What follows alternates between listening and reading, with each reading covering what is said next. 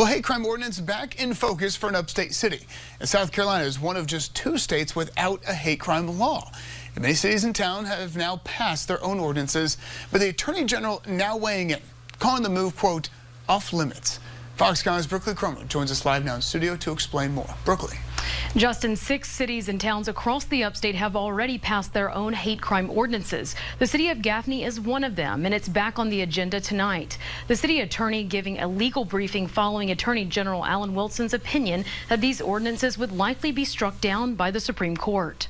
The AG weighed in after the city of Greenwood, which is considering its own ordinance, asked for his opinion. Wilson's office said local governments can't make something criminal that remains legal under state law.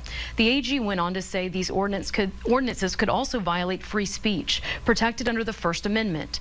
Most of the ordinances carry a sentence of up to 30 days in jail and up to a $500 fine for crimes motivated by race, religion, sexual orientation, or gender.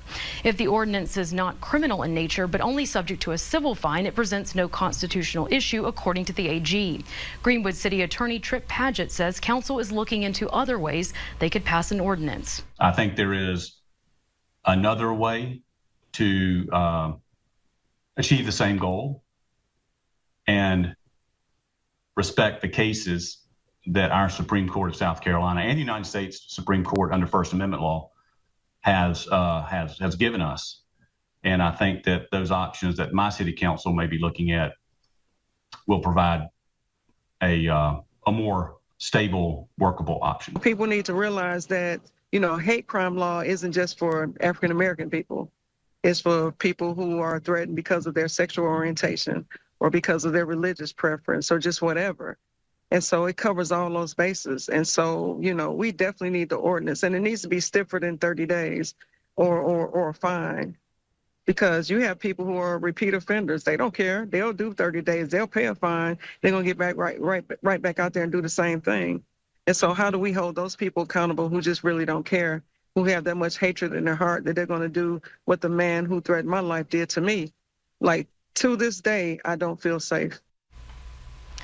That was local activist Tracy Fant. This is her back in 2024 holding a press conference after an upstate man was charged with threatening her and another community activist.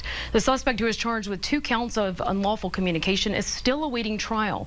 Fant has since advocated for passing local hate crime ordinances. Now, one important thing to point out, the AG's opinion is not legally binding. This means existing local ordinances remain in place unless a court decides otherwise. We'll update you on what Gaffney City Council discusses at their meeting, which starts at 6 o'clock tonight. Brookley Cromer, Fox Carolina News.